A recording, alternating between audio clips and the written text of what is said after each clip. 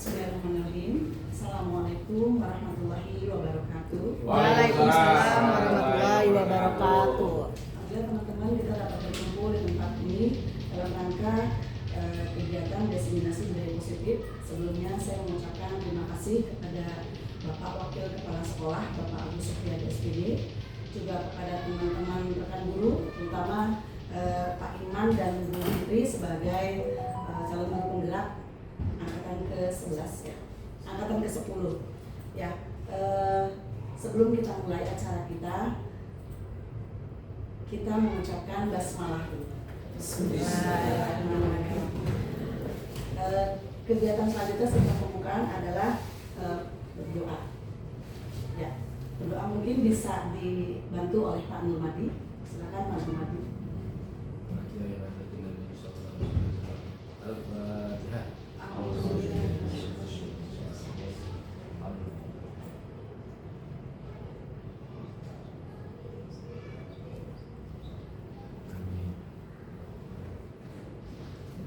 Selanjutnya yaitu memohon kesediaan teman-teman untuk berdiri karena kita menyanyikan lagu Indonesia Raya.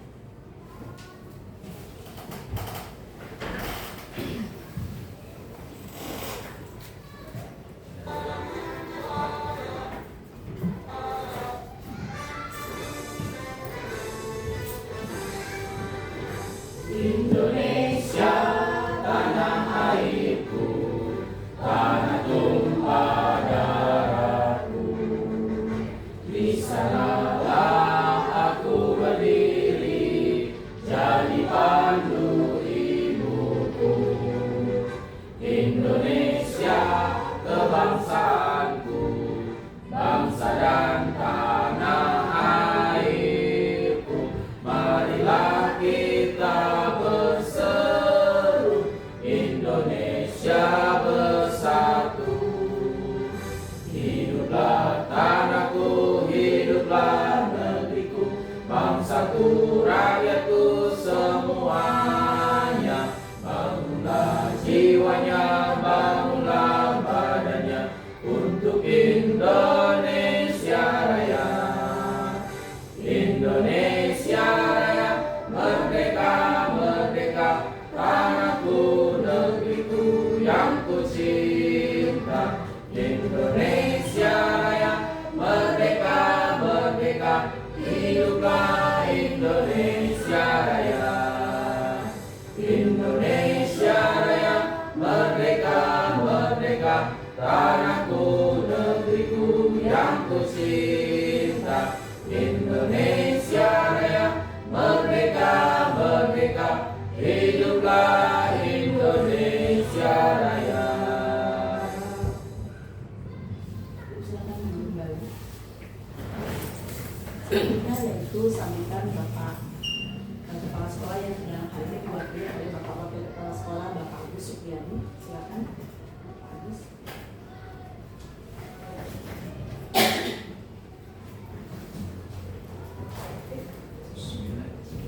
Terima kasih membawa acara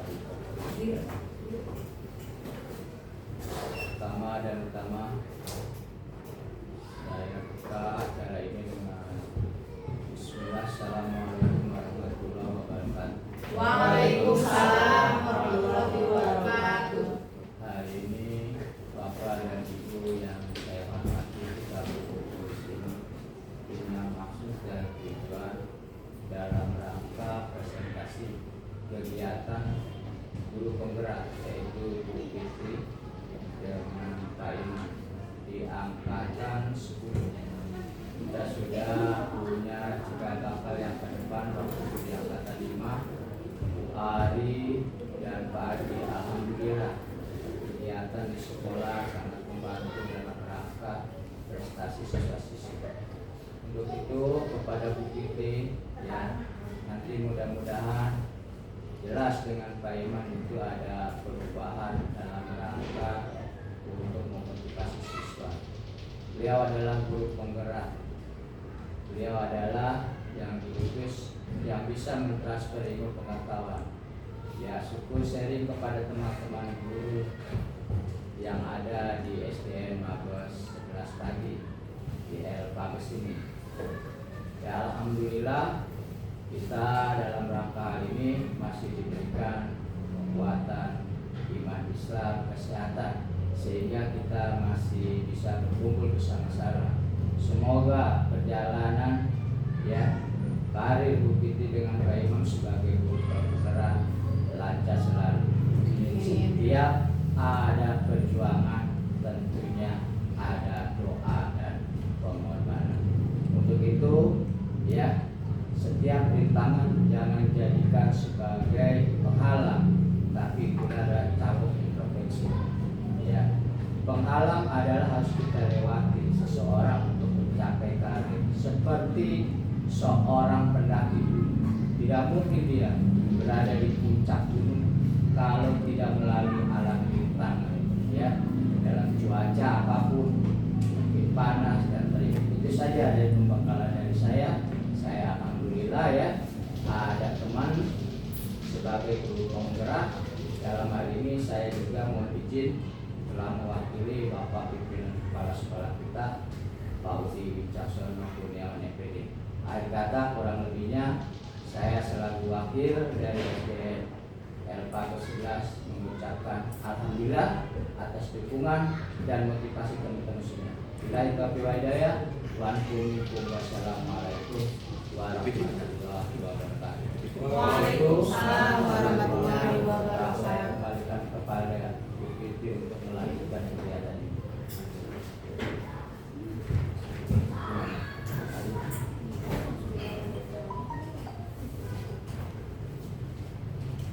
Terima kasih atas sambutannya pada Bapak Agus Riyadi. Yang bisa kita jadikan satu pegangan adalah jangan jadikan hambatan itu sebagai suatu penghalang, ya, tapi jadikan satu motivasi yang memang bisa ke arah yang lebih baik.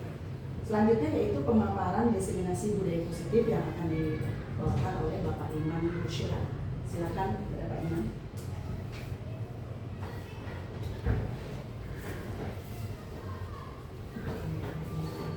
Bismillah. Assalamualaikum warahmatullahi wabarakatuh. Waalaikumsalam warahmatullahi wabarakatuh. Alhamdulillah, wassalillah, la haula wa la quwwata illa billah. Asyhadu an la ilaha illallah wa asyhadu anna Muhammadar Rasulullah. Allahumma sholli ala Muhammad wa ala ali Muhammad. Yang saya hormati Bapak Agus Riyadi selaku Wakil Kepala Sekolah SDN Mangga 11. Ada rekan-rekan guru yang saya hormati. Izinkan saya dari calon guru penggerak angkatan 10 bersama Ibu Fitri Rahmawati melakukan pemaparan tema budaya positif. Baik, pada kesempatan kali ini ada beberapa poin yang ingin saya bahas. Yang pertama adalah poin terkait disiplin positif dan nilai-nilai kebajikan universal. Kemudian ada teori motivasi, hukuman, dan penghargaan restitusi. Kemudian yang ketiga ada keyakinan kelas. Poin keempat ada kebutuhan dasar manusia dan dunia berkualitas. Poin kelima ada restitusi, 5 posisi kontrol, dan terakhir ada restitusi, segitiga restitusi. Baik, untuk awalan, apa pentingnya menciptakan sarana positif di lingkungan kita? Siokiannya, kegiatan positif itu kenapa harus dilakukan? Karena tentu banyak faktor. Dan di sini untuk suasana positif di lingkungan kita itu harus ada karena kita sebagai seorang pendidik dan atau pimpinan sekolah, bagaimana Anda dapat menciptakan suasana positif di lingkungan Anda selama ini? Oke, baik. Bapak Ibu guru, terkait budaya positif ini sudah ada payung hukumnya, yaitu berdasarkan standar nasional pendidikan. Lingkungan yang positif sangat diperlukan agar pembelajaran yang terjadi adalah pembelajaran yang berpihak pada murid sebagaimana tertuang dalam standar proses dan standar proses pendidikan pasal 12, yaitu pelaksanaan pembelajaran sebagaimana dimaksud dalam pasal 10 ayat 2 huruf B diselenggarakan dengan suasana belajar. Ada suasana belajar yang diperlukan, yaitu ada poin A interaktif, B inspiratif, C menyenangkan, D menantang, E memotivasi peserta didik untuk berpartisipasi aktif dan memberikan ruang yang cukup bagi prakarsa, kreativitas, kemandirian sesuai dengan bakat dan minat serta perkembangan fisik, psikologis peserta didik. Baik, Bapak Ibu guru, Apakah pemberian hadiah penghargaan dapat memotivasi siswa? Apakah hukuman efektif dalam mendisiplinkan siswa? Bapak Ibu Guru, seperti kita ketahui selama ini kita sering banget sampai melakukan pemberian hukuman ataupun pemberian hadiah, dan itu menggunakan teori yang namanya teori stimulus respon. Dan pertanyaan pentingnya adalah apakah itu dapat memotivasi siswa? Apakah dapat memberikan hukuman? Oke, mendisiplinkan siswa. Mari kita mencoba. Sebagai ilustrasi, boleh saya minta tolong Pak Nurmadi ke depan bersama Pak Salman. Baik, di sini Pak Madi berperan sebagai orang B. Boleh Pak Madi ke depan? Kemudian ada Pak Salma sebagai poin B. Pak Madi, bisa dibantu Pak Madi genggamkan tangannya. Pak Madi, hanya Pak Madi. Oke. Nah, Pak Madi yang punya kontrol untuk tangan Pak Madi. Tapi saya meminta Pak Salma nih, bisa nggak Pak Salma membujuk ataupun merayu Pak Madi untuk membuka kepalan tangan? Sekali lagi, tapi lagi-lagi yang punya kontrolnya itu adalah Pak Nurmadi. Tapi bisa nggak Pak Rama membujuk ataupun merayu Pak Madi untuk membuka genggaman tangannya? Monggo dipersilakan bersama. Bim, salah Bim ada gak dapat? Dirayu Pak, dirayu. Bukan dipaksa ya. Madi, 100.000 gak? Mau 100.000 gak? Tapi ini 100.000 gak? Anda mau? Coba oke. Mau HP-nya gak? Ini saya kasih. Buka kira yang bisa dikatakan. Baik, jadi saya ingin menggambarkan bahwasanya lagi-lagi yang mempunyai kontrol untuk membuka tangan Pak Madi itu adalah Pak Madi sendiri. Pak Salma di sini hanya sebagai memberikan rayuan ataupun bujukan. Lagi-lagi yang punya kuasa itu adalah Pak Madi sendiri. Lanjut Bu Fitri. Dan di sini membuktikan ada sebuah teori yang bernama teori kontrol dibawakan oleh Dr. William Stasser. Dia mengasih tahu bahwasanya guru mengontrol mulut itu hanya ilusi. Kemudian bahwa semua penguatan positif, efektif dan bermanfaat itu hanya ilusi. Kemudian kritik membuat orang merasa bersalah dapat menguatkan karakter, menurut beliau itu hanyalah ilusi. Dan terakhir bahwa orang dewasa memiliki hak untuk memaksa, lagi-lagi itu hanyalah ilusi menurut beliau. Dengan teori barunya yaitu teori kontrol. Ibu Fitri. Dan balik lagi Bapak Ibu, bagaimana seseorang bisa berubah dari paradigma stimulus respon kepada pendekatan teori kontrol? Oke, Stephen R. Covey dia mengatakan bahwasanya bila kita ingin membuat kemajuan perlahan, sedikit-sedikit ubahlah sikap atau perilaku Anda. Namun bila kita ingin memperbaiki cara-cara utama kita, maka kita perlu mengubah kerangka acuan kita. Ubahlah bagaimana Anda melihat dunia, bagaimana Anda berpikir tentang manusia. Ubahlah paradigma Anda, skema pemahaman dan penjelasan aspek tertentu tentang realitas. Di sini stimulus respon adalah yang biasanya dilakukan dahulu-dahulu, yaitu memberikan achievement ataupun punishment, atau memberikan hukuman ataupun memberikan hadiah. Dan di sini disiplin positif berangkat dari sebuah teori namanya teori kontrol. Bapak Ibu guru bisa lihat bagian di depan bahwasanya untuk stimulus respon, untuk teori yang memberikan hukuman ataupun memberikan apresiasi itu berinstrumen bahwasanya realitas itu kebutuhan setiap orang itu sama. Sedangkan di teori kontrol dijelaskan bahwasanya kebutuhan kita itu berbeda-beda. Lanjut lagi, kemudian di teori stimulus respon dijelaskan bahwasanya semua orang melihat hal yang sama. Lagi, semua orang melihat hal yang sama. Sedangkan di teori kontrol dijelaskan bahwa setiap orang itu memiliki gambaran yang berbeda. Kemudian ada lagi bahwasanya di stimulus respon dijelaskan kita mencoba mengubah orang agar berpandangan sama dengan kita. Tapi di teori kontrol dijelaskan bahwasanya kita berusaha memahami pandangan orang lain tentang dunia. Kemudian lagi di stimulus respon, perilaku buruk dilihat sebagai suatu kesalahan. Sedangkan untuk teori kontrol, semua perilaku memiliki tujuan. Kemudian di stimulus respon, orang lain bisa mengontrol saya, sedangkan menggunakan teori kontrol, hanya Anda yang bisa mengontrol diri Anda. Kemudian di stimulus respon lagi, saya bisa mengontrol orang lain, tapi untuk teori kontrol, Anda tidak bisa mengontrol orang lain. Kemudian stimulus respon juga menjelaskan pemaksaan ada pada saat bujukan gagal. Kemudian di teori kontrol, kolaborasi dan konsensus menciptakan pilihan-pilihan baru. Dan terakhir, di stimulus respon, model berpikir itu menang kalah. Sedangkan untuk teori kontrol, teori berpikirnya menang-menang atau win-win solution. Dan tadi juga sudah dipraktekkan oleh Pak Romadi maupun Pak Salma bahwasanya teori kontrolnya sama nih seperti ini nih. Bahwasanya kebutuhan orang berbeda-beda, setiap orang memiliki gambaran berbeda, kita berusaha memandang orang lain, setiap perilaku memiliki tujuan. Lagi-lagi yang teori kontrol ini benar-benar Pak Madi. Bahwasanya Pak Madi itu menggunakan teori kontrol, mengontrol dirinya sendiri. Bahwasanya tiap orang itu berbeda-beda. Mungkin kalau Pak Madi mau ngebuka tadi, tapi orang lain belum tentu.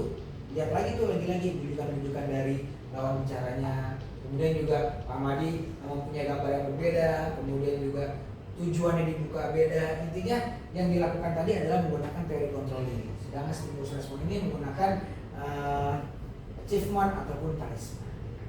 Ya, Bu Sutri. Dan lanjut lagi Bapak Ibu, apa yang dimaksud dengan disiplin positif? Teori kontrol diri tadi akhirnya membuahkan yang namanya disiplin positif. Dan disiplin positif adalah belajar untuk mengikuti kebiasaan berdasarkan kebijakan universal sehingga muncul motivasi intrinsik dan terciptanya disiplin diri. Belajar kontrol diri untuk menjadi pribadi yang kita inginkan sesuai dengan nilai-nilai yang kita hargai. Dan kita Kurikulum Merdeka mengajarkan kalau untuk kebijakan universal kita adalah kebijakan profil Pancasila. Oke, untuk nilai-nilai kebijakan profil Pancasila sudah kita ketahui bersama ada 6 poin, yaitu poin pertama beriman bertakwa kepada Tuhan Yang Maha Esa dan berakhlak mulia. Kemudian ada yang namanya nilai berkebinekaan global, kemudian ada nilai gotong royong, kemudian ada nilai kreatif, kemudian ada nilai bernalar kritis, nilai mandiri. Dan Bapak Ibu guru semua, bahwasanya sejatinya manusia itu memiliki 3 motivasi perilaku manusia, yaitu yang pertama untuk menghindari ketidaknyamanan atau hukuman, kemudian ada untuk mendapatkan imbalan atau penghargaan dari orang lain, dan yang ketiga untuk menjadi orang yang mereka inginkan dan menghargai diri sendiri dengan nilai-nilai yang mereka cintai. Oke.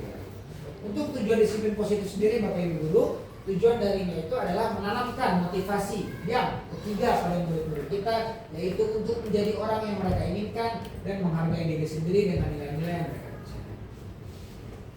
Oke, Bapak Ibu guru, di sini lagi-lagi ada bagan terkait hukuman, konsekuensi, restitusi. Di sini bisa dilihat sendiri bahwasanya identitas gagal itu ketika memberikan hukuman, untuk identitas sukses itu diperlukan disiplin, dan nanti ada lagi 2 segmennya yaitu konsekuensi maupun restitusi. Ini cukup banyak, nanti bisa kita share. Ini Bu Fitri. Oke. Ini bisa dulu.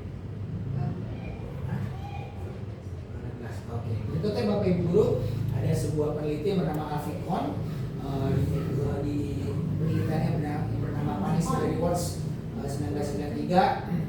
Ada sebuah riset yang menunjukkan bahwasanya baik penghargaan maupun hukuman adalah cara-cara mengontrol perilaku seseorang yang menghancurkan potensi untuk pembelajaran yang sesungguhnya. Itu perlu digarisbawahi, di mana menurut Tom sendiri secara ideal tindakan belajar itu sendiri adalah penghargaan yang sesungguhnya. Dan ini masih menggunakan teori stimulus respon. Kemudian bahkan ada beberapa pernyataan dari hasil pengamatannya selama ini tentang tindakan memberikan penghargaan yang nilai sama dengan memutus seseorang. Misalnya begitu. Dijelaskan sedikit tentang risetnya. Baik, penghargaan efektif jika kita menginginkan seseorang melakukan sesuatu yang kita inginkan dalam jangka waktu pendek. Bapak Ibu guru, penghargaan itu akan menjadi tidak efektif ketika jika kita memberikan seseorang suatu penghargaan atau melakukan sesuatu, maka kita harus terus-menerus memberikan penghargaan itu jika ingin orang tersebut meneruskan perilaku yang kita inginkan. Kemudian juga ketika orang yang berusaha berhenti merokok atau orang yang berusaha diet menguruskan badan, bila diberikan penghargaan hampir pasti tidak akan berhasil.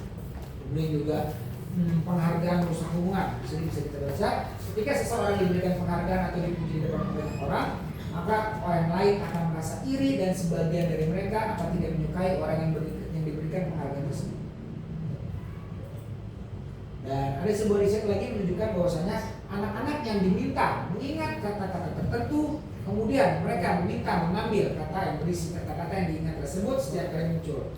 Dan ada beberapa anak yang diberikan permen setiap mereka memberikan jawaban yang benar, dan sebagian yang lain hanya diberitahu saja bila jawaban mereka yang benar.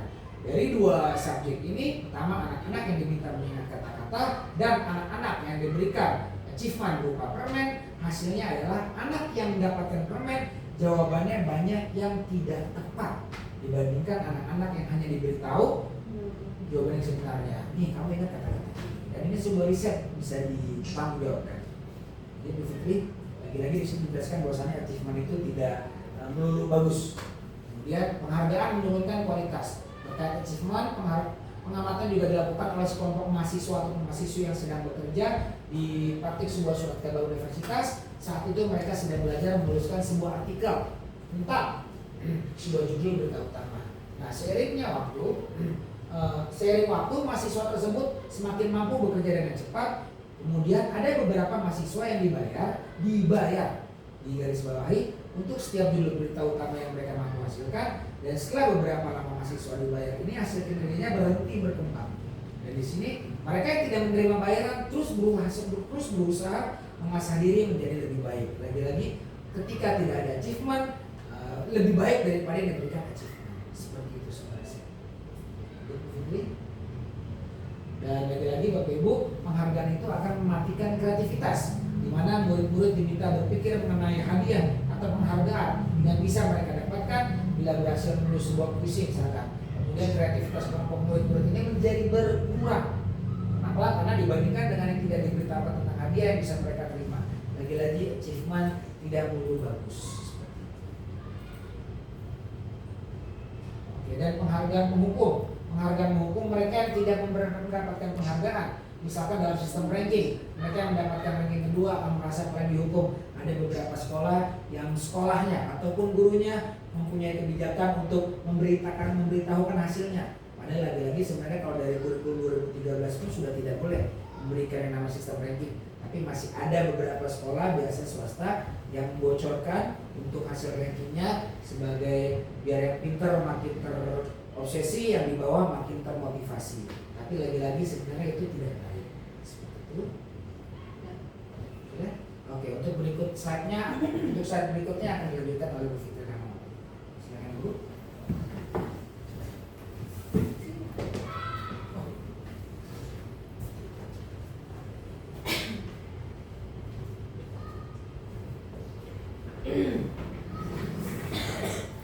Ya baik Bapak Ibu Guru semuanya, sebelum kita lanjutkan ke materi selanjutnya tentang motivasi dari dalam diri, kita ice breaking dulu biar tidak tegang ya Bapak Ibu ya. Seperti biasanya seperti anak-anak, kita tepuk semangat. Tepuk semangat. Semangat. Alfabet. Harus bisa, pasti bisa. Baik, kita lanjutkan ya Bapak Ibu tentang motivasi dalam diri atau intrinsik. Saat seorang anak belajar untuk pertama kali menggabungkan huruf, kata, serta menyadari bahwa ia dapat membaca, timbul pijar di matanya dan sebuah senyuman di wajahnya, anak tersebut pasti akan begitu gembira kalau ternyata dia tahu setelah dia mempelajari dan dia ternyata sudah bisa atau sudah menguasai keterampilan yang baru dia pelajari ya.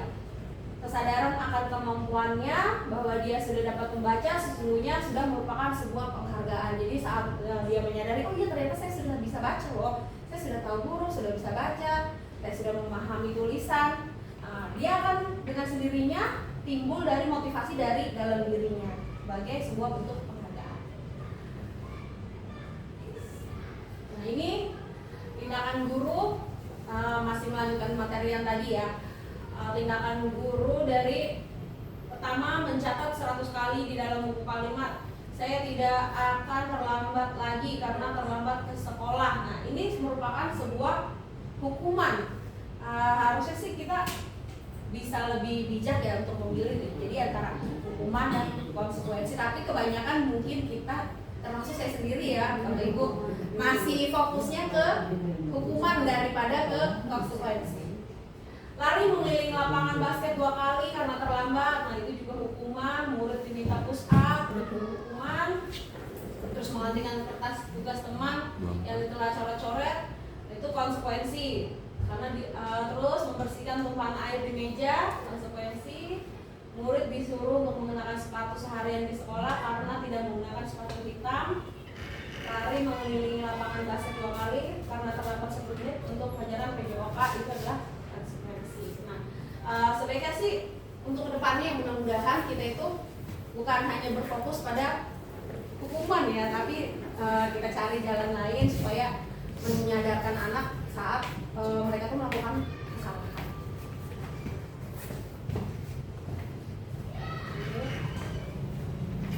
Nah, ini ada perbedaan hukuman dan konsekuensi.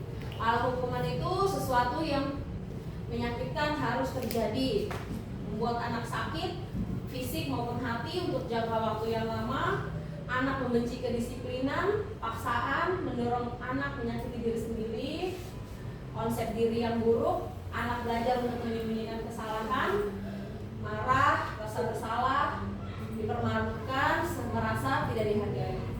Lalu kalau konsekuensi itu sendiri, sesuatu yang harus terjadi, membuat anak merasa tidak nyaman dalam jangka waktu pendek, anak menghargai disiplin, stimulus, tanggapan, mendorong anak agar mudah menyesuaikan diri, konsep diri yang baik, anak belajar untuk mematuhi peraturan, kehilangan hak, dibuat tidak nyaman, diasingkan untuk sementara. Nah, bagaimana mewujudkan budaya positif di sekolah? Nah, yang pertama atau salah satu yang bisa kita lakukan yaitu membuat keyakinan kelas atau keyakinan sekolah. Mengapa perlu adanya keyakinan? Mengapa kita perlu memiliki peraturan penggunaan helm pada saat mengendarai kendaraan roda 2 atau motor? Mengapa kita memiliki peraturan tentang penggunaan masker dan mencuci tangan setiap saat? Nah, ini dia budaya positif, berasal atau berakar dari peraturan atau tata tertib yang ada di sekolah. Supaya anak-anak itu lebih bisa mematuhi aturan. Nah, kita buat dulu yang namanya keyakinan kelas. Apa yang anak-anak yakini supaya anak-anak itu bisa mematuhi peraturan atau tata tertib sekolah. Nah, dari apa yang sudah diyakini anak-anak, setelah kita membuat keyakinan kelas, itu bisa menimbulkan budaya positif atau kegiatan positif yang ada di lingkungan sekolah. Nah, keyakinan kelas. Nah, ini ada contoh keyakinan kelas dari kelas 1 dan juga kelas 5. Ini sampel aja ya, yang sudah ada nih. Misalnya setiap anggota kelas perlu belajar, keyakinan perlu senang atau bahagia dalam kelas gitu. Jadi kalau belajar anak-anak harus yakin dia bahagia dulu baru bisa belajar dengan baik kan. Lalu setiap anggota keluar kelas perlu melakukan tugas, perlu saling menghargai, dan juga setiap anggota kelas perlu merasa aman. Lalu ini ada contoh dari kelas 5. Selalu bersikap positif, senantiasa menjadi diri terbaik, percaya dan menghormati orang lain serta barang miliknya, berkomitmen terhadap setiap tugas, senantiasa membantu. Nah, ini nanti Bapak Ibu mungkin bisa praktekkan membuat keyakinan kelas masing-masing sesuai dengan karakter siswanya, sesuai dengan keyakinan para siswa-siswi yang ada di kelas. Nah, ini selanjutnya materi kebutuhan dasar manusia. Jadi kebutuhan dasar manusia itu ada beberapa ya.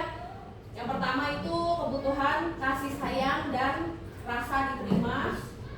Lalu ada kebutuhan penguasaan, kebutuhan kesenangan, kebutuhan kebebasan, dan juga kebutuhan bertahan hidup. Nah, ini ada 5 posisi kontrol dari kebutuhan tadi, yaitu ada dari identitas yang gagal, yang kontrol dari luar, lalu identitas berhasil, dan juga dari luar ya, identitas berhasil dari luar, dan juga berhasil yang dari diri sendiri atau dari koreksi diri sendiri. Nah, ini sebagai posisi kontrolnya ada kita sebagai guru itu sebagai pupuk, sebagai pembuat merasa bersalah, sebagai teman, sebagai pemantau, dan sebagai manajer. Nah, sebelum saya mempelajari materi ini tentang 5 posisi kontrol, ternyata saya ini lebih cenderung ke penghukum ya. Biasanya kalau ada masalah atau ada sesuatu yang terjadi di kelas itu lebih cenderungnya kebanyakan saya belum tahu kalau teman-teman nanti bagaimana, itu ternyata saya itu lebih ke penghukum, karena kalau ada masalah atau apa-apa pasti langsung udah kamu salah tadi begini, ini udah kamu dihukum bersihin kelas gitu. Nah itu contohnya. Tapi setelah saya mempelajari 5 posisi kontrol ini ya, alhamdulillah udah lebih memahami kalau kita itu bukan hanya sebagai penghukum, kita bisa sebagai teman, kita sebagai pemantau, sebagai manajer, dan juga atau bisa juga nih kadang membuat merasa bersalah dulu sebelum menghukum biasanya. Kamu gak kasihan apa sama guru, udah capek-capek ngajarin begini-begini, ternyata kamunya gak memperhatikan, nah gitu kan. Itu sih yang paling sering gitu justru. Ya, next. Nah, dari posisi kontrol tersebut, bagaimana caranya kita bisa melakukan 5 posisi kontrol itu? Kita sebelumnya melakukan yang namanya restitusi. Restitusi itu adalah menciptakan kondisi bagi murid untuk memperbaiki kesalahan mereka, sehingga mereka bisa kembali pada kelompok mereka dengan karakter yang lebih kuat. Restitusi juga merupakan proses kolaboratif yang mengajarkan murid untuk mencari solusi untuk masalah mereka dan membantu murid berpikir tentang orang seperti apa yang mereka ingin menjadi atau tujuan mulia dan bagaimana mereka harus memperlakukan orang lain. Nah, ini dikutip dari dosen tahun 2000. Ciri-ciri restitusi ada 9 ciri, yaitu pertama, bukan untuk menebus kesalahan, namun untuk belajar dari kesalahan. Yang kedua, memperbaiki hubungan. Ketiga, tawaran bukan paksaan. Lalu keempat, restitusi menuntun untuk melihat ke dalam diri. Kelima, restitusi mencari kebutuhan dasar yang mendasari tindakan. Restitusi diri adalah cara yang paling baik. Kemudian restitusi fokus pada karakter bukan tindakan. Restitusi fokus pada solusi, dan yang terakhir, restitusi mengembalikan murid yang berbuat salah pada kelompoknya.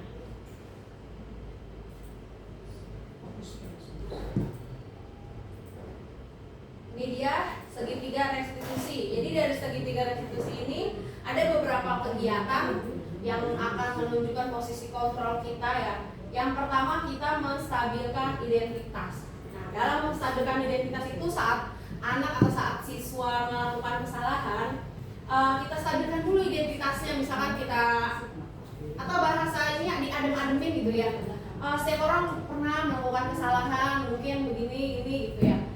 Bapak Ibu juga pernah melakukan kesalahan, tapi sebaiknya kesalahan tersebut bagaimana gitu.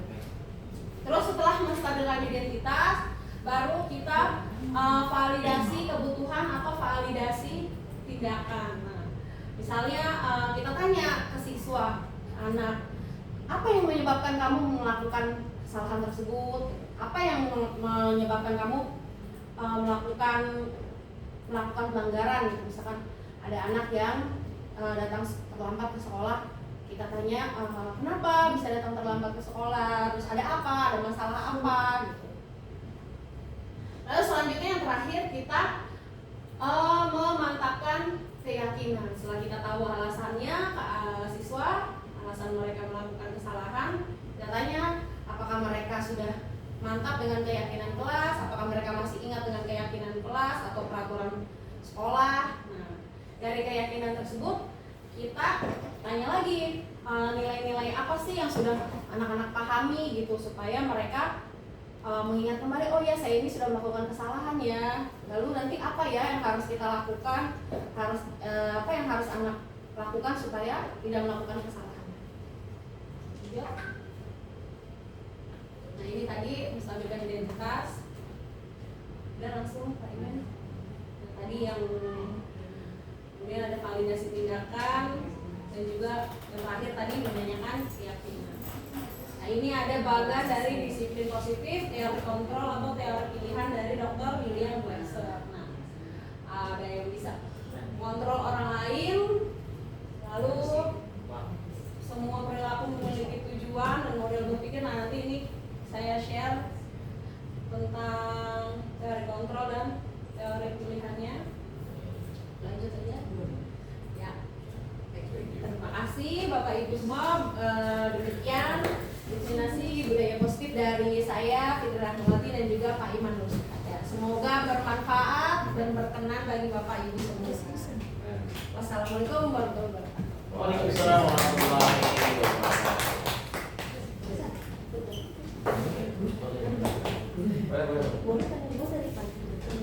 Siapnya di bawah. Siapnya di bawah.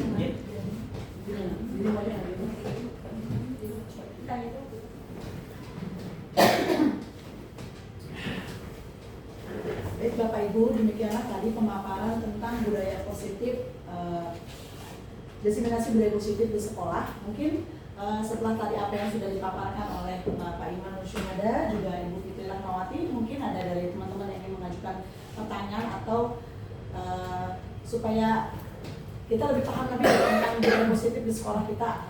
Tadi kalau saya cerna dari Pak Iman, pemaparan Pak Iman dan juga Bu Fitri itu tentang bagaimana anak itu tidak diberikan hukuman, gitu ya Pak Iman ya, atau tidak diberikan satu reward gitu untuk kalangan, untuk khusus di sekolah dasar ini gitu, karena memang ada sisi yang kurang baiknya, walaupun ada sisi baiknya tapi ada sisi yang kurang baiknya. Mungkin dari sini Bapak Ibu ada yang ingin mengajukan pertanyaan atau ada yang ingin menambahkan ya, silakan. Silakan Pak Salma. Ya silakan Bu Suci. Assalamualaikum warahmatullahi wabarakatuh. Waalaikumsalam. Saya Suci Andriani, guru kelas 4. Mau menanyakan begini, kan di kelas tuh apakah anak-anak suka bilang gini, anak-anak yang selesai duluan boleh istirahat duluan atau pulang cepat. Nah itu termasuk reward apa bukan ya? Terus kalau yang lambat kan jadi telat tuh. Nah itu hukuman bukan? Nah itu, terus yang kedua, kayaknya agak susah ya kalau misalnya anak dihukum nggak sadar nanti. Kayak ada itu di kelas tuh misalnya itu susah ya itu kalau nggak dihukum gitu. Terus kalau misalnya nggak dikasih hadiah, ada yang berprestasi misalnya ada di yang cabang-cabang lomba itu kan ya, terus nggak dikasih hadiah susah kayaknya ya. Yang lain nanti kayaknya nggak semangat gitu. Terus buat yang anak yang menang lombanya itu juga kurang semangat. Gimana itu? Menurut Pak Iman sama itu? Silakan Kak, agak susah maksudnya kehidupan di kelas itu gitu kenyataan. Realitanya. Realitanya. Itu termasuk itu bukan. Itu bisa. Jadi ada jelaskan gitu. Kenapa? Baik, silakan. Saya jawab pertanyaan terkait Bu Suci. Tadi pertanyaan apakah ketika ada siswa yang diberikan tugas kemudian boleh pulang duluan, termasuk sebuah reward ataupun achievement, dan ketika ada murid yang ngerjainnya telat sampai akhirnya pulang lambat, apakah itu masuknya punishment? Jawaban saya, ya. Jadi pertanyaan ini menjawab, ya apa enggak ya? Itu kan bukan berupa benda, maksudnya lapangan. Penjelasan mungkin Pak Iman. Penjelasannya ya. Karena ketika siswa melakukan seperti itu kemudian ada respon dari Bu Suci, itu masuk menggunakan teori stimulus respon. Dan stimulus respon itu turunannya adalah achievement dan punishment, hukuman dan apresiasi seperti itu. Dan pertanyaan kedua tadi terkait Bu bisa diulang susah. Saya dicekuk.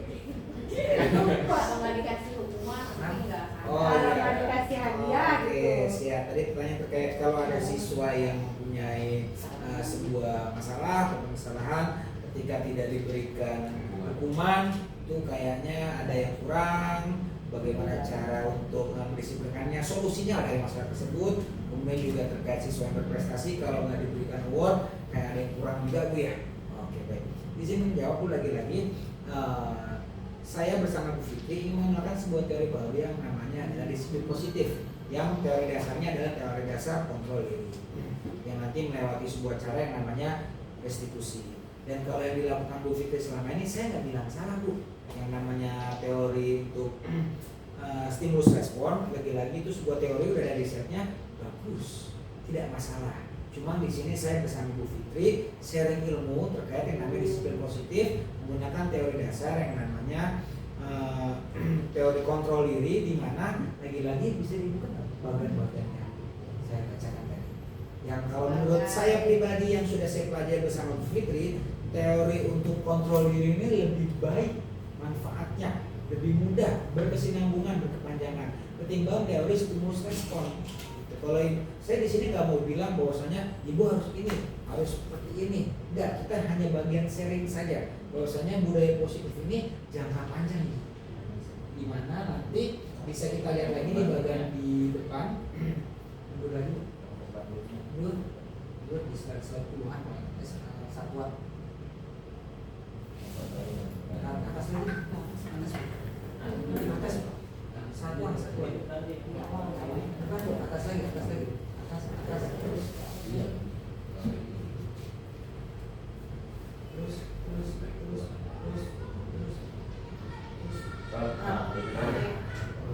Di sini ketika kita memberikan hadiah atau memberikan hukuman, kita menggunakan yang namanya stimulus respon, di mana kebutuhan kita itu sama. Bu Fitri, izin sharing, Ibu Suci, izin sharing. Dan semua siswa itu ketika diberikan prestasi, diberikan apresiasi, diberikan hadiah, akan bagus enggak juga. Karena tadi sudah ada riset juga, ketika orang diberikan imbalan, mesti memberikan terkait achievement dulu, diberikan imbalan, motivasinya hanya sebatas imbalan.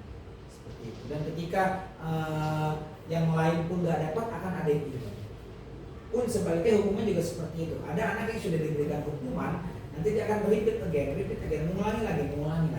Tapi ibu harus sadar bahwasanya tiap kebutuhan orang itu berbeda-beda. Jangan sampai anak baru salah sekali langsung kita berikan hukuman. Enggak. Gitu. Kemudian juga semua orang melihat hal yang sama. Enggak melulu menggunakan stimulus respon. Di sini dijelaskan bahwasanya setiap anak itu perilaku untuk memberikan achievement atau punishment, semua orang melihat hal yang sama. Artinya adalah kamu kok telat, kenapa kamu telat, kamu malas bangun ya, gitu. Sampai akhirnya kita korek, sampai akhirnya kita menghukum dia. Kita belum tahu nih bahwasanya mungkin dia terlambat itu bukan karena dia malas, mungkin karena ada faktor-faktor lain. Nah, kalau jika menggunakan teori kontrol, kita benar-benar ajak diskusi, kita harus meyakini dulu bahwasanya yang dilakukan itu salah. Jadi kalau untuk menggunakan disiplin positif, menggunakan teori restitusi ini, Bu Suci, lebih soft, jangka panjang, dan hasil riset menunjukkan bahwasanya untuk disiplin positif ini lebih baik daripada stimulus respon. Tapi bukan berarti yang stimulus respon ini tidak baik. Seperti itu. Dan memang kayaknya susah banget nih kalau misalkan tidak memberikan achievement ataupun punishment. Cuma alangkah baiknya kita mencoba. Kenapa? Karena teori untuk ini sendiri pun pikir saya dan Bu Fitri dan teman-teman yang mengikuti CGP, teori yang bagus. Memang agak sulit. Kenapa? Karena untuk konversi dari teori lama ke teori baru butuh kultur lagi yang baru, butuh adaptasi lagi. Intinya kalau misalkan memang bisa dibiasakan, insya Allah bisa. Karena lagi-lagi kan bisa karena biasa. Mungkin bisa dibiasakan dulu tuh seperti itu. Mungkin Bu Fitri mau menambahkan atau teman-teman yang lain menambahkan, mohon silakan. Ya, saya sedikit menambahkan aja ya Bu Suci. Mungkin antara tadi kayak hukuman ataupun penghargaan, dan kita bisa komunikasikan aja gitu ya, biar enaknya itu gimana. Memang kenyataannya memang sulit ya kalau misalkan kita tidak memberikan hukuman, nanti anaknya udahlah nggak dihukum ini gitu, nanti bisa diulangi lagi kesalahannya. Sedangkan kalau misalkan tidak diberikan reward, nanti percuma bagus-bagus juga ikut ini nggak ada penghargaannya gitu ya. Tapi balik lagi tadi seperti yang tadi Pak Iman sudah jelaskan, ya semuanya sebenarnya baik gitu, teorinya tuh semuanya baik, semuanya bagus, ya tinggal bagaimana kita mengkomunikasikannya aja. Teman-teman ada komunikasi. Iya, intinya komunikasi. Bapak Ibu mungkin ada yang bisa menambahkan baik? Iya. Iya. Ayo Pak Salman, silakan.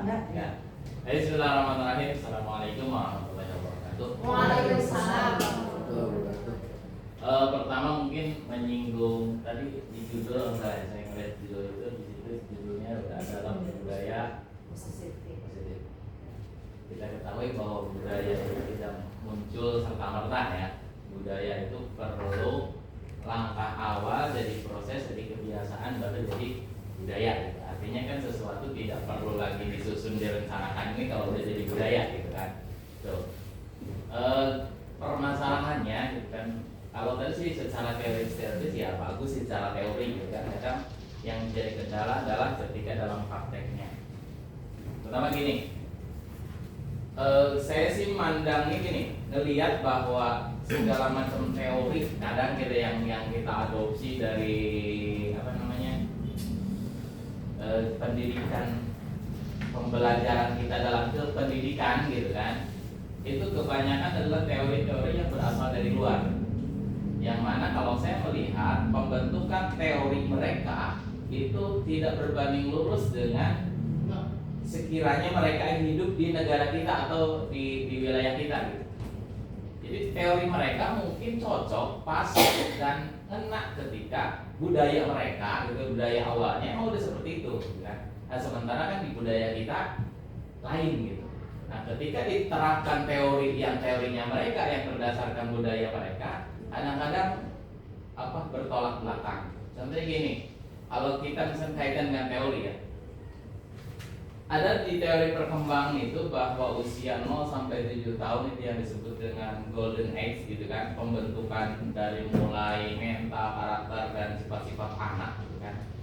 Nah, awal mula terbentuknya gitu kan. Nah, kemudian dibanding dengan misalkan kita di sekolah di SD, yang mana masuk SD itu dalam usia 7 tahun gitu kan. Artinya masa golden age-nya udah kelewat. Nah, maka seharusnya kan kalau dikaitkan dengan teori tersebut, ini itu adanya di rumah gitu, di rumah. Ketika udah sekolah, artinya udah barang jadi gitu, kita cuma tinggal bisa moles. Nah, masalahnya ketika barang jadi ini udah nggak tahu bentuknya, dipoles seperti apapun jadi gitu. Kadang-kadang kesulitan kita kan seperti itu. Itu yang pertama. Kemudian yang berikutnya,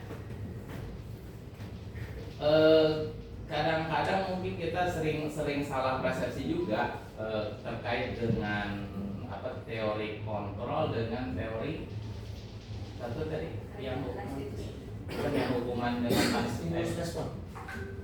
stimulus respon. Kita seringkali menganggap wah adanya teori kontrol itu bahwa kita nggak boleh hukum anak gitu kan. Kan seringnya anggapannya seperti itu ya. Oh nggak boleh hukum anak terus gimana gitu. Saya rasa sebenarnya bukan nggak boleh menghukum anak kalau di yang teori kontrol ya. Pada dasarnya ketika kita, ini pendapat saya sih, ketika menjalankan teori kontrol, tetap ujung-ujungnya harus ada hukuman. Cuma di teori kontrol diperhalus bahasanya menjadi konsekuensi, gitu kan? Karena jangan sampai pula kita salah memahami itu dengan memperbandingkan, wah kalau misalkan itu buktinya kalau misalnya melanggar peraturan lalu lintas ditilang gitu kan. Nah itu hal yang berbeda gitu, hal yang berbeda dengan di pembelajaran. Artinya teori kontrol ini hanya pendekatannya aja, pendekatan yang ujung-ujungnya tetap antara punishment dengan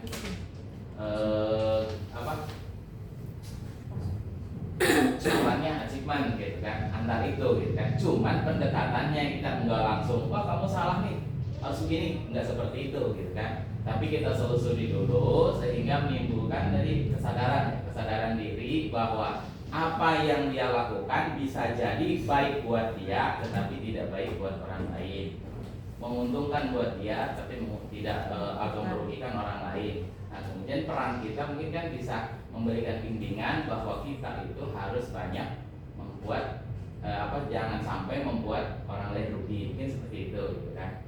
Nah, itu sekedar tambahan. Cuman pertanyaannya itu gini, balik lagi ke yang budaya, bagaimana atau penerapannya ya sebenarnya dari mana? Kan untuk mencapai budaya itu harus ada tindakan-tindakan dulu dong gitu kan. Nah sementara asal budaya kita seperti ini. Untuk membentuk budaya baru kan agak susah nih.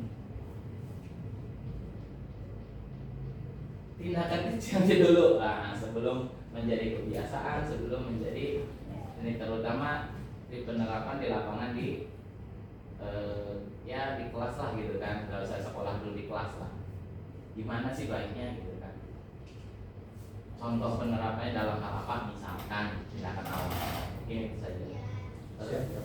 Kalau teman lagi. Ya udah, terima kasih. Assalamualaikum warahmatullahi wabarakatuh. Waalaikumsalam. Oke, baik. Bu Fitri, saya izin jawab kembali. Baik, Mas Ahmad, terkait bagaimana nih sebelum menjadi budaya dari hal yang paling kecil dulu, terutama di kelas. Iya, udah Pak Ahmad jawab sendiri itu, Pak. Jadi untuk menjadi sebuah budaya dimulai dari sebelum kecil, yaitu kelas. Yaitu ketika misalkan memang ada satu siswa yang misalkan sebutlah mempunyai masalah, kita panggil, kemudian kita yakini bahwa dulu memang dia salah, kemudian kita kasih tahu yang benar seperti apa, kemudian sampai akhirnya dia berjanji untuk tidak mengulangi lagi, sampai akhirnya udah sebatas itu. Pun jika dia melakukannya lagi, kita bisa panggil 3 kali. Jika misalkan seperti itu, boleh tuh kita mengajak pimpinan kita ataupun memanggil orang tuanya untuk memberi lebih dalam lagi, mungkin ada temuan data yang lain. Dan tadi Pak, dimulai dari kecil dulu, dari kelas dulu, 1 orang sampai akhirnya, oh iya Pak, sebelumnya mau dikasih tahu dulu untuk sebelum melakukan restitusi ada yang namanya keyakinan kelas atau kesepakatan bersama atau bahasa gampangnya peraturan kelas lah. Itu dulu tuh yang diyakini bahwasanya anak itu nanti akan berubah dengan sendirinya Pak Salma. Dan terus terang saya sendiri sepakat sama Pak Salma dari terkait golden age bahwasanya 0 sampai 7 tahun itu sebenarnya di rumah, dibawa ke sekolah udah barang jadi. Dan Pak, untuk menjawab itu pun Pak, kami kemungkinan terpahitnya pun ketika anak memang nggak bisa berubah sendiri Pak, saya jawab pakai teori lokal Pak, teori Ki Hajar Dewantara yang menyatakan guru itu nggak bisa merubah murid. Biarkan murid tumbuh kembang sesuai kodratnya. Sesuai kodratnya dalam artian kalau memang dia di SD belum menemukan minat bakatnya, akademiknya, ya wes biarkan saja. Karena guru itu memang sebatas untuk menuntun saja Pak. Seperti itu, nggak bisa benar-benar merubah. Dan betul, banyak mungkin kasus ya, terutama di SD negeri, ketika golden age-nya 0 sampai 7 tahun, ketemu emak-emak yang beringas, ketemu bapak-bapak yang jalan di rumah, sampai akhirnya kita jadi korban.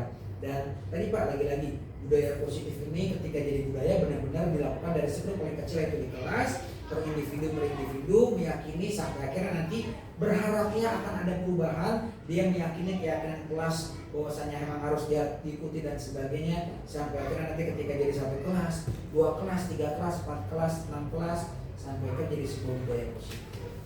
Seperti itu sih Pak. Mungkin Bu Fitri ataupun yang lain yang menambahkan, silakan.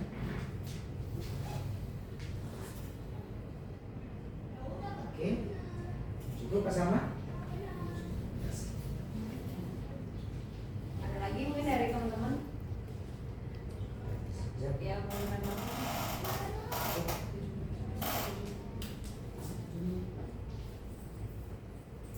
Silakan Bapak Ibu, mungkin ada yang mau menambahkan atau ada yang ingin mengajukan pertanyaan kembali terkait budaya positif.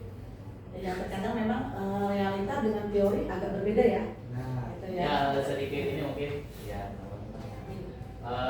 ini Pak Balian emang sering-sering denger nih, cuman namanya ini kita lupa lagi tentang segitiga restitusi. Nah, kalau segitiga restitusi untuk mengingat tadi kita diulas cuman dalam iniannya kadang ya di sini coba sedikit ini biar ini dalam penerapan ini kan teoritisnya, dalam penerapan bisa nggak diberikan sedikit contoh gitu?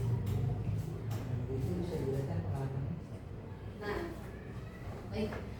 Untuk segitiga restitusi sebagai contoh ya Pak. Ini sebelumnya juga saya udah buat video tentang segitiga restitusi. Mungkin nanti saya share ya bagaimana penerapannya ke anak-anak. Ini contohnya misalnya ada salah satu anak yang berbuat salah, yang sering kita hadapi lah tiap hari. Biasanya ada anak yang datangnya terlambat. Itu yang paling sering kita temuin ya, terlambat datang itu ya. Kalau yang lain-lain sih insya Allah nggak ada yang terlalu berarti masalahnya atau tidak ada yang terlalu parah gitu melanggar peraturan. Yang paling sering itu justru kita Yang saya temuin adalah contohnya terlambat datang ke sekolah. Nah, misalnya ada anak yang datang terlambat. Oke, seperti biasa dicatat di lobby atau di guru piket terlambat jam berapa menit, terus apa gitu. Nah, mungkin kalau sekali, 2 kali itu kita kadang masih oh yaudah dimaklumi gitu ya. Tapi mungkin kalau untuk yang wah ini udah ketiga kalinya nih, atau mungkin dalam waktu 1 kali terlambat juga bisa langsung kita panggil nih anaknya, kita panggil ke ruang BK atau ke ruang guru, panggil anaknya, kita praktekkan ke segitiga status itu. Yang pertama adalah tadi memvalidasi menstabilkan identitas dulu. Nah, kita tanya dulu, kita stabilkan dulu, kamu terlambat, misalkan kita tanya kamu terlambat gitu, iya bu saya terlambat. Nah mungkin kan anak kalau dipanggil kayak gitu kadang suka wah mau diapain nih saya nih, ntar saya dihukum nih, nanti saya ini pasti kan anak udah tegang duluan nih kalau kita panggil. Padahal kita tidak bermaksud untuk langsung menghukum kan, kita stabilkan dulu identitasnya, kita jelaskan, kita pahami kalau semua orang itu mungkin pernah melakukan kesalahan, termasuk bapak ibu juga mungkin melakukan kesalahan, termasuk anak tersebut juga melakukan kesalahan, yaitu tadi kesalahannya yang terlambat datang sekolah. Kita stabilkan dulu identitasnya biar anak tuh tidak waduh mana nih langsung kan pemikirannya. Nah, lalu selanjutnya setelah kita stabilkan identitas, kita membantu siswa mengenali kebutuhan yang ingin dipenuhinya ketika melakukan kesalahan itu. Ini selanjutnya adalah kita melakukan yang namanya validasi kebutuhan. Kita tanyakan kepada mereka apa sih alasan mereka gitu, kenapa mereka bisa melakukan kesalahan itu, atau kenapa kamu bisa terlambat udah beberapa hari, bisa sampai sehari, 2 hari atau 3 hari terlambat lagi, kenapa gitu. Tanya baik-baik biar mereka tuh bisa menuangkan isi hati ini gitu ya, perasaannya gitu.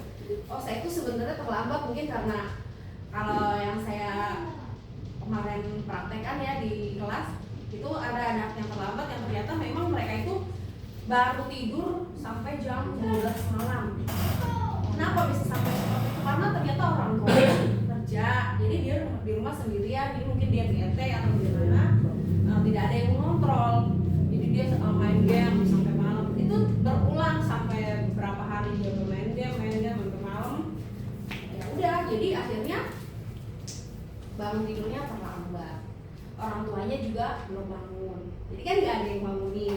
Kayak itu ternyata alasannya seperti itu lagi. Nah terus nah ini setelah kita validasi kebutuhannya, jadi kita tanya kenapa alasan dia seperti itu, kita bisa. Lalu langkah selanjutnya adalah menanyakan keyakinan. Kita tanya dulu nih apa keyakinan kelas kita, masih ingat atau tidak, bagaimana, dan kita cari solusinya juga supaya anak itu tidak terlambat lagi. Jadi jangan sampai karena mereka mungkin anak itu merasa saya tidak ada orang tuanya yang mengawasi gitu. Nah kita kasih solusi anak itu supaya ya udah tidak perlu mengandalkan orang tua. Ada yang namanya alarm dari handphone ya kan.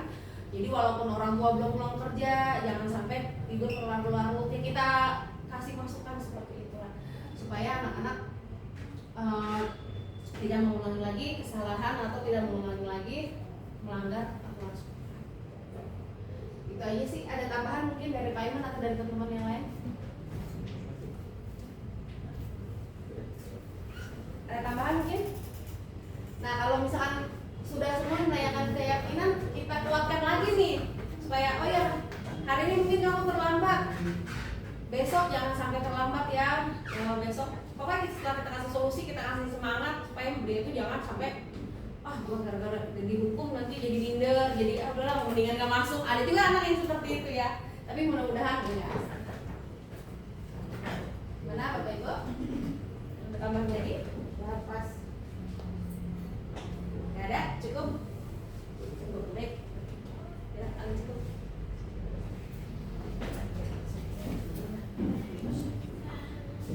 Baik Bapak Ibu, demikian dari pemaparan tantangan yang diajukan oleh Mas Salma dan juga Mas Suci ya. Mungkin kedepannya mungkin kita bisa merubah bentuk achievement atau punishment kita untuk anak-anak gitu ya. Mungkin diawali dengan komunikasi sebelum kita memberikan achievement dulu ya. Biasanya anak-anak itu kalau melalui pendekatan yang baik gitu ya, mungkin sering gitu ya kita melakukan pendekatan. Kenapa anak ini kayak tadi bilang Bu Mita terlambat dan sering terlambat, tidak 1, 2, 3 kali. Kita cari dulu mengapa anak ini terlambat gitu kan. Jangan langsung memberikan hukuman gitu ya. Mungkin seperti itu yang bisa kita makan. Demikian Bapak Ibu pemaparan budaya positif dari Bapak Iman Nursyada juga Bu Fitri Rahmawati. Mungkin saya sebagai pembawa acara kurang lebihnya saya mohon maaf. Assalamualaikum warahmatullahi wabarakatuh. Waalaikumsalam.